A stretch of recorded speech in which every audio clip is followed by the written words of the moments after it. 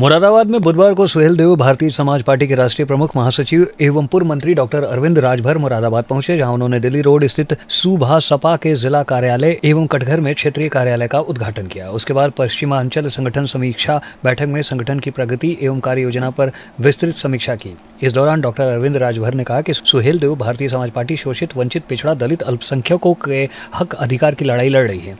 27% पिछड़ा वर्ग का आरक्षण, 22.5% दलित वर्ग का आरक्षण में मजबूत वर्ग आरक्षण की सुविधा लेकर एक ऐसा संपन्न वर्ग विकसित हो गया है जिसने आरक्षण की सभी सुविधाएं अपने तक केंद्रित कर ली है। कहा, जो रोटी मिला बांट कर खानी थी उसको उसी वर्ग के कुछ विशेष समुदाय ने अकेले खा लिया और अन्य समुदाय सामाजिक न्याय से वंचित रह गया।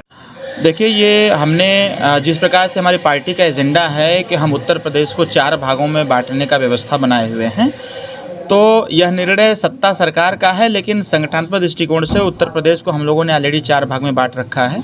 पूर्वांचल, पश्चिमांचल, मध्यांचल और बुंदेलखंड। तो समस्त प्रदेशों की बैठकें हो रही हैं और उसी में आज पश्चिमांचल की बैठक भी है। पश्चिमी उत्तर प्रदेश की बैठक के साथ साथ आज 2 कार्यालय का उद्घाटन भी है, क्योंकि जैसे जैसे संगठन का विस्तार हो रहा है वैसे वैसे कार्यकर्ताओं की संख्या भी बढ़ रही है।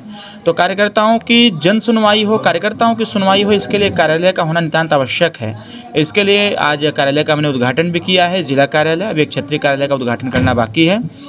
आज हमने पूरे उत्तर प्रदेश के कार्यकर्ताओं को आमंत्रित किया है। आज उनकी संगठन की समीक्षा भी होगी, संगठन का विस्तार कितना हुआ इसकी भी समीक्षा होगी और सक्रिय सदस्यता कितना हुआ ये इसकी भी समीक्षा होगी। इसके साथ साथ कार्यकर्ताओं को निर्देश दिया जाएगा कि आने वाले त्रिस्तरीय पंचायत चुनाव में सुहेलदेव भारतीय समाज पार्टी पूरे प्रदेश में अपने पार्टी, अपने झंडे, अपने सिंबल से चुनाव लड़ने का काम करेगी। जो भी कार्यकर्ता पदाधिकारी चुनाव लड़ना चाहेंगे उनको पार्टी अवसर देने का काम करेगी।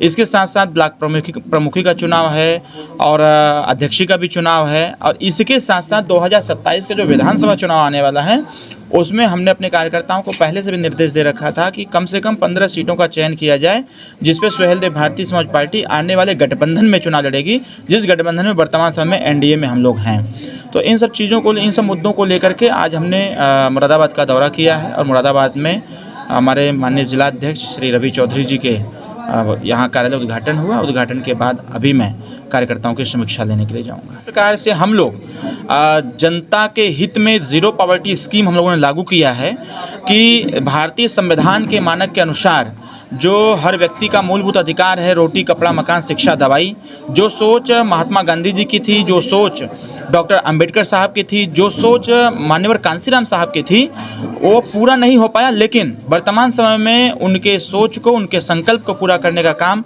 हम सब के नेता ओम प्रकाश राजभर जी ने करने का काम किया और गांधी जयंती के ही अवसर पर 2 अक्टूबर को ज़ीरो पॉवर्टी स्कीम की घोषणा हुई और अब तक जो 25 लाख परिवार को समृद्ध बनाने के लिए टारगेट रखा गया था, धीरे धीरे उस लक्ष्य को पूरा भी हम लोग करने में लगे हुए हैं। और आज ज़ीरो पॉवर्टी स्कीम को सबसे पहले अपने कार्यकर्ताओं को हम समझाएंगे और कार्यकर्ताओं को समझा करके हमारा कार्यकर्ता जिस गांव से आता होगा, जिस क्षेत्र से आता होगा, वो अपने क्षेत्र में, गांव में घूम करके ऐसे जो सामाजिक, शैक्षणिक, राजनीतिक, आर्थिक दृष्टिकोण से पिछड़े और पिछाड़े हैं, जिनको संवैधानिक मूल अधिकार प्राप्त नहीं हो पाए, ऐसे लोगों को सारी व्यवस्थाओं का रजिस्ट्रेशन करा करके यथाशीघ्र उनको सारी व्यवस्था दे करके उनको मजबूत करने का व्यवस्था बनाया जाएगा। अगर बाबा भीमराव अंबेडकर साहब को लेकर के इस प्रकार की बात अगर कही गई, जबकि वो कहने का सेंस दूसरा था, समझने का सेंस दूसरा है। हमारा तो कहना ये है कि विपक्ष के लोगों को कब बुद्धि आएगा, समझ नहीं पा रहे हैं लोग, हाथ में संविधान लेकर टहल रहे हैं। एक तो उनसे पूछ लिया जाए कि संविधान कितने पेज में है तो नहीं बता पाएंगे। दूसरा, अगर संविधान की दुहाई दे रहे हैं, डॉक्टर बी आर अम्बेडकर साहब की दुहाई दे रहे हैं लोग, संविधान को कह रहे हैं संविधान खतरे में है, तो भाई खतरे से निजात पाइए ना।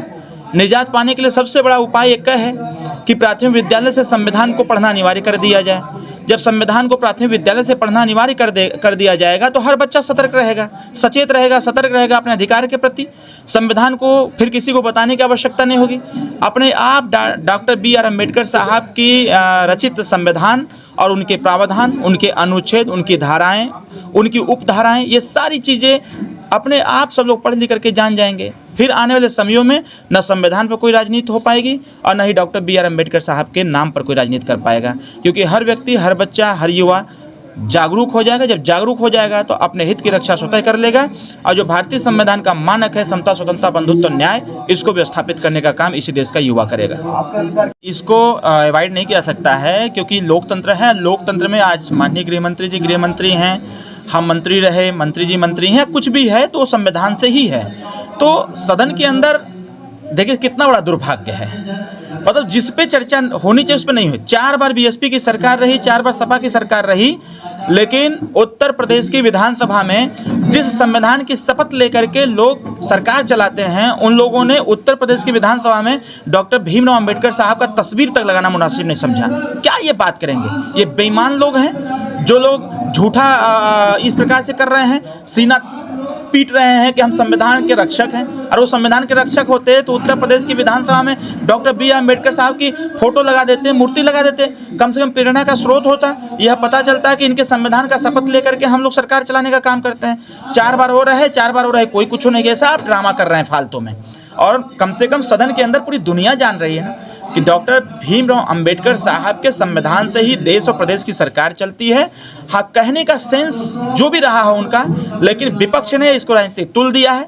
मैं इसकी घोर निंदा भी करता हूँ। संविधान को डॉक्टर बी आर अम्बेडकर तुल दिया जा रहा है तो तुल इस पे भी दिया जाना चाहिए कि प्राथमिक विद्यालय से भारतीय संविधान पढ़ाना अनिवार्य कर दिया जाए, सारी लड़ाई खत्म हो जाएगी।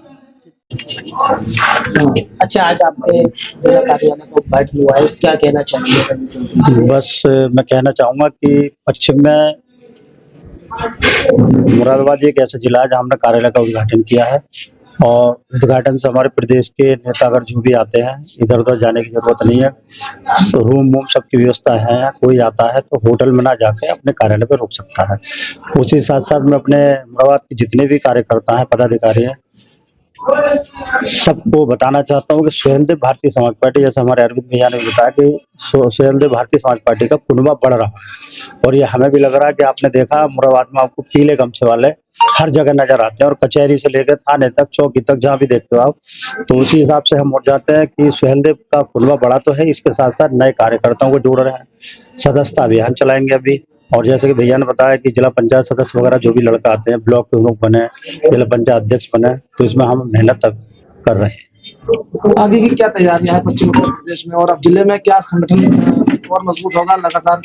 संगठन तो देखो मुरादाबाद में लगभग पूरा हमारा हो ही गया है और हम चाहते हैं कि मेहनती कार्यकर्ता, मेहनती पदाधिकारी को अपने साथ हम लेके चलें।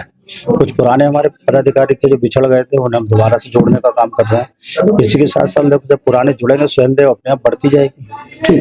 गोपी कृष्ण हॉस्पिटल चिकित्सा के क्षेत्र में मथुरा का अग्रणी हॉस्पिटल एवं पहला टेस्ट ट्यूब बेबी सेंटर है।